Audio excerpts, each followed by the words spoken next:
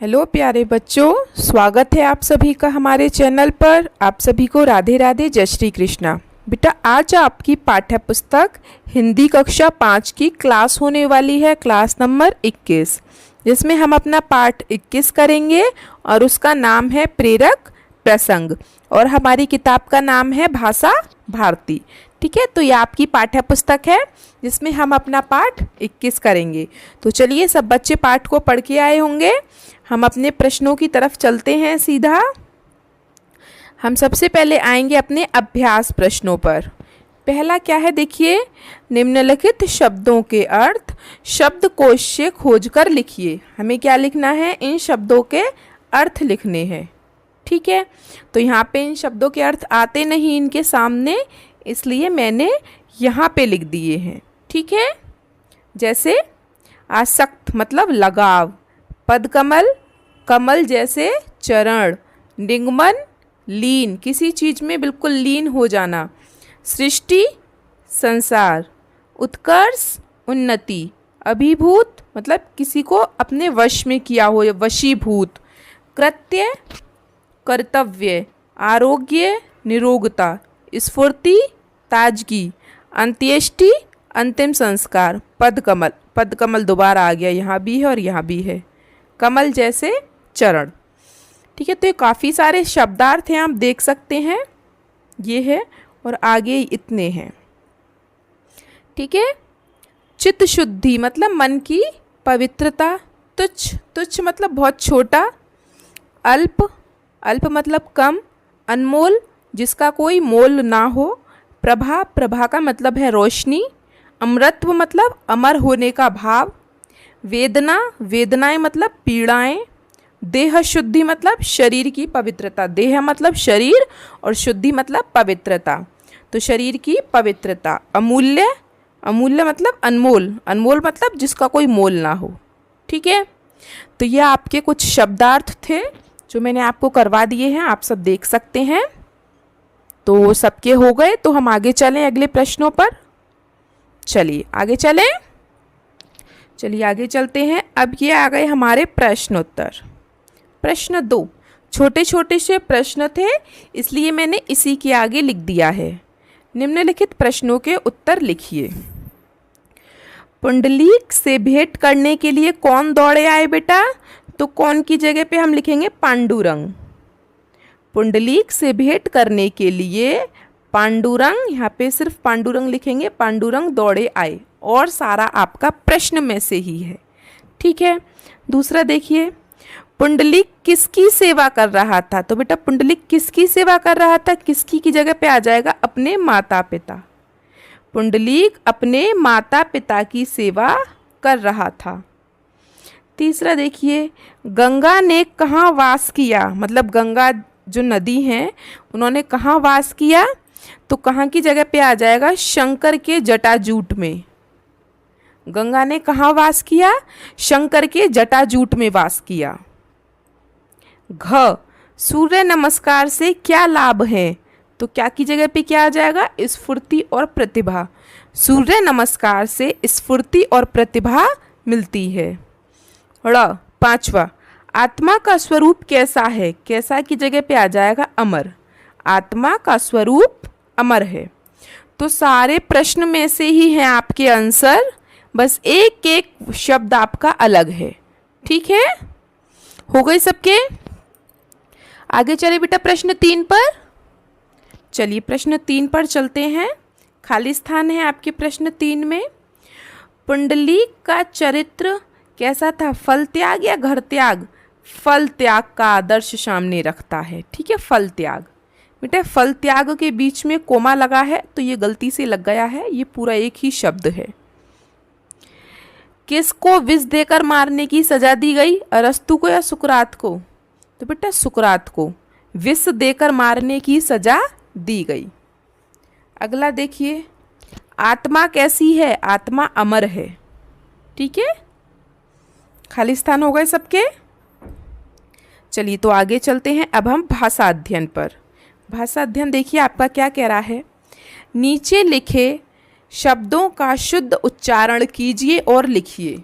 मतलब आपको इन्हें हाथ से देख देख के यहाँ पे लिख लेना है, ठीक है। तो ये काम तो आप स्वयं कर सकते हैं। चलिए आगे चलते हैं प्रश्न 2 पर।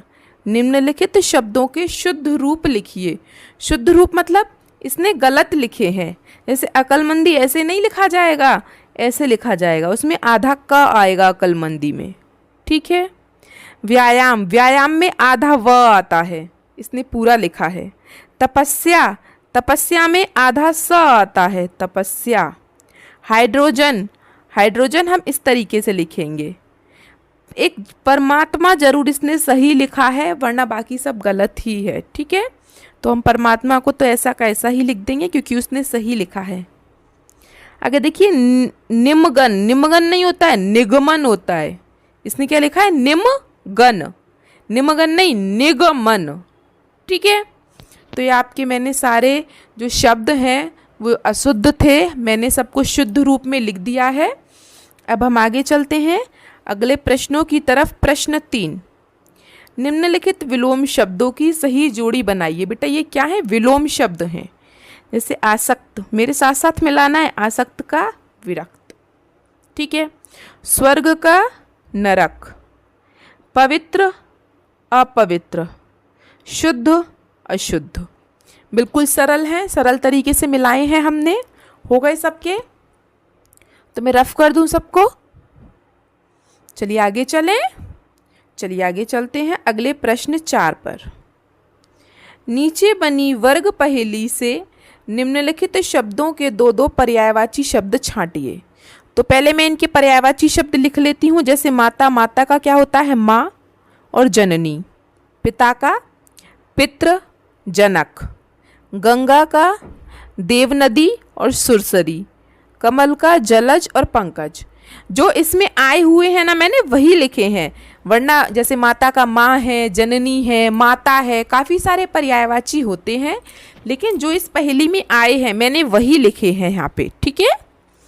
तो पहला हम ढूंढेंगे माँ। माँ कहाँ है? ये रहा माँ, ठीक है। दूसरा है जननी, मेरे साथ साथ कीजिए वरना भूल जाओगे। जननी, ये रहा जननी, मिल गया। आगे देखते हैं पिता। पिता का क्या है? पितृ, तो ये रहा बेटा आपका पितृ सबसे नीचे, पितृ, मिल गया। फिर है जनक, तो जनक आपको कहाँ मिलेगा? ये रहा जनक, ठीक है। आगे चलें। आगे है गंगा का देव नदी। देव नदी, ये रहा हमारा देव नदी, देख सकते हैं आप, दिख रहा है आपको बेटा? देखिए ये रहा देव नदी, मैंने कलर चेंज कर दिया है, दिख गया देव नदी, ठीक है। चलिए आगे देखते हैं सुरसरी। सुरसरी, ये रहा सुरसरी, ठीक है। चलिए आगे देखते हैं कमल का जलज और पंकज। जलज कहाँ है हमारा? देखिए जरा, जलज किसी को मिला? पंकज, पंकज तो ये रहा पंकज, मिल गया मुझे पंकज। और